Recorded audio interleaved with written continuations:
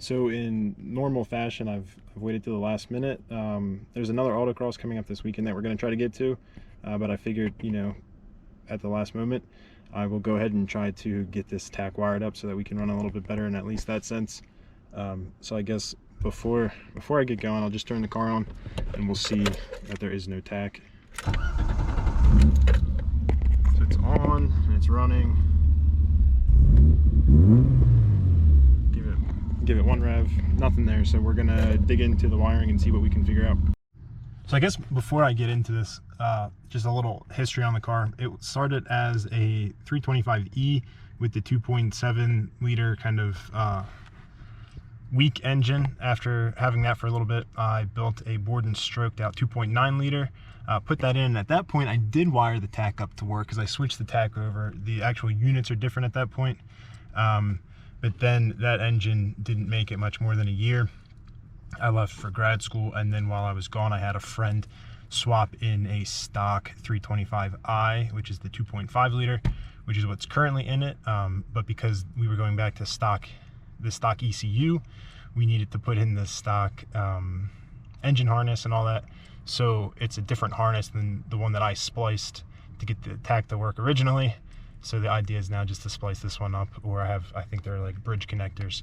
And now I just have to dig through the wiring to find it. We have our ECU up here. And then supposedly somewhere coming from the cluster should be, I think, a red or a black wire that we put into a black wire that goes to pin 6. I thought my old carnage would show up a little bit more in here, but I don't really see it, so we'll poke around a little bit and try to find the right wires. Poking around, I found kind of this gaggle of wires that was tucked away. These weren't even really covered back up, but I think this is the black one that I want. I was going off of the strictly ETA kind of guide. I think they have the best guide on the internet for converting from an E motor to an I motor. And so they mentioned that the black wire coming from the gauge cluster, which is what I just showed, needs to be spliced in with pin 6 black wire on the engine harness for the tack. And then if you want to have your econo gauge work, pin 32 from the engine harness gets spliced in with a yellow white wire from the instrument cluster. And you can see the second wire that was part of these 5 right here. This one is a yellow white wire that has a bit of it taken off, so I would imagine it was spliced in previously with the earlier harnesses that I had in here. And these wires run basically right below the top of the dash over towards the instrument cluster. So now it's just finding, I won't do the econo gauge because, one, I don't think they ever really work, and 2, I don't really care for it. So it's just finding pin 6 at the ECU, finding the right wire, and then connecting that to the black wire I found. Out of all the wires from the engine harness into the ECU, there's one black wire. I don't really know how to track it down to find the right pin without taking all the covers off. But we have here one black wire. These other ones just look like sheaths of multiple wires. So I think this one I have singled out is the one that I want. We'll take the other one. I have these little connectors. These are pretty small gauge, so luckily I have I bought a variety pack of connectors. Don't yell at me if that's not the right way to do it. I am no electrician. One thing I do want to make sure of, I'm not in there. One thing I want to make sure of is when I do have it all hooked up, it's in the correct position so that none of the wires are pulling too tight. That doesn't seem to really be much of a problem. Going with the red one.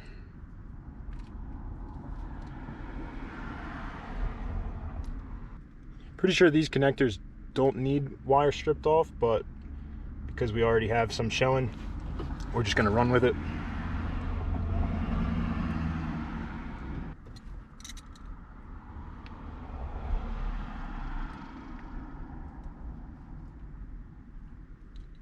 Pin should be fully seated. Our wires are nice and tight in there. Put the safety clip on, or whatever it's called. tuck our extra wires back in. I don't remember where they were. No, they were just tucked up above the clip. Safely tucked away.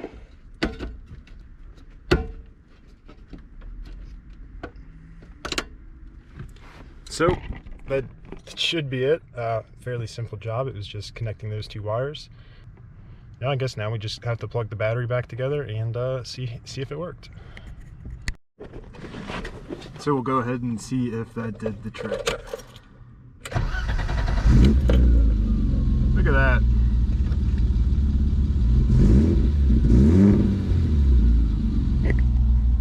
Well, easy job. Thanks again to Strictly ETA. Can't beat a guide that I think was posted originally in 2003 when the internet forum were just beginning, and that's really where the best information was. So I'm glad them and Rev Limited have kind of stayed slightly active and have produced a lot of good information for me to be working on these 1980s BMWs. Figured it was also time to change out the emblem. The flag portion looks good still, I think, but obviously the cheap BMW portion faded. We have another one. Again, it's a rep, and it has a couple scratches already, but looks a lot better. So we'll go ahead and pry this one off and get the new one on. We'll hang on to this one because someday I might want to reprint the flag, so having that as an example would be nice. These grommets look all right. I think I have new ones somewhere, but they're a pain to dig out of there. So we'll just line that up real nice. Push down evenly. Look at that. We're no longer Maryland on the front.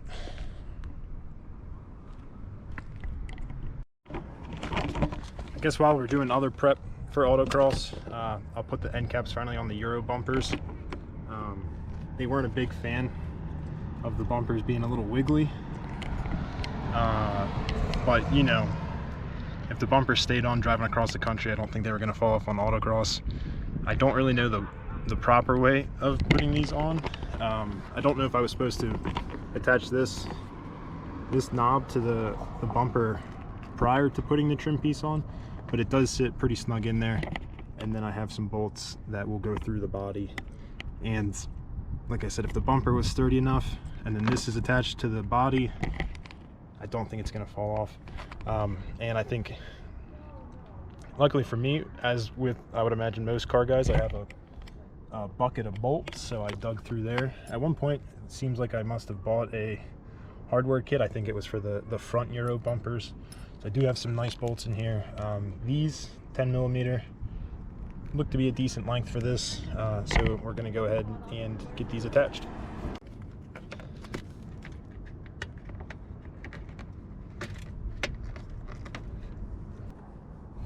Probably be a lot easier to do this with the car in the air or the wheel off. Just try to twist it first until it gets tight, and then we'll use the ratchet.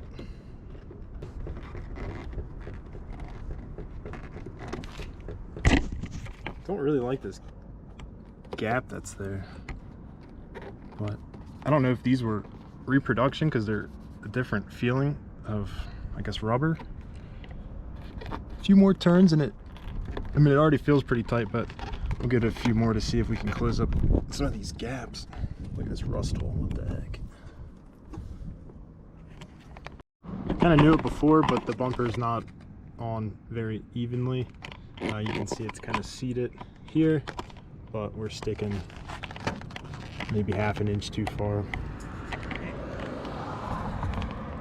So we'll take the bumper off and try to rearrange it a little bit, I guess. Well, we've run out of time trying to get these on. I have other things I got to get to. This side's not bolted down. It looks like this indent should be, like I said, about 1 inch higher from where this bolt hole, this one right here, should line up with this guy. Somebody has no exhaust coming by. So it should be in that far. So I don't know if I have the, because it's good on the other side. It's good on the other side, but maybe I just could scoot the trim a little bit more around, or if I really need to cut like an inch off, and then this will slide on better. I think where the metal is, the bolt hole should still be able to catch in there. I took the bumper off, tried to rearrange it. Just don't really have enough time to trial and error it too hard. I know there's a few other bolts that could be loosened in the actual construction of the bumper, and maybe that'll give me a little bit more room, but unfortunately not enough time. Go around to the other side though. And see, this one looks good. Again, you can see how far back the trim is on this one.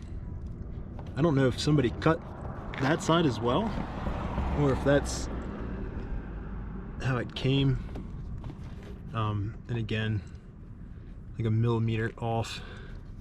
The whole car's kind of slanted, but it's getting there. Change these someday. But yeah, I think the Tach was the big thing for the day. I'm glad that's working again. Got the new roundel on the front hood. One of the bumper bits on, bumper end caps on. So it's no longer wiggling over here. And I tightened the bumper down a little bit more. We saw a little bit of play, but yeah, and see, look at all these gaps. I don't really know how close it was in factory. My brackets were used. They were old, original, I guess. So they're a little rusted, and it's just surface rough, so nothing bad. I would imagine I could probably hammer those out to shift things a little bit if I needed to, but a job for another day, I suppose.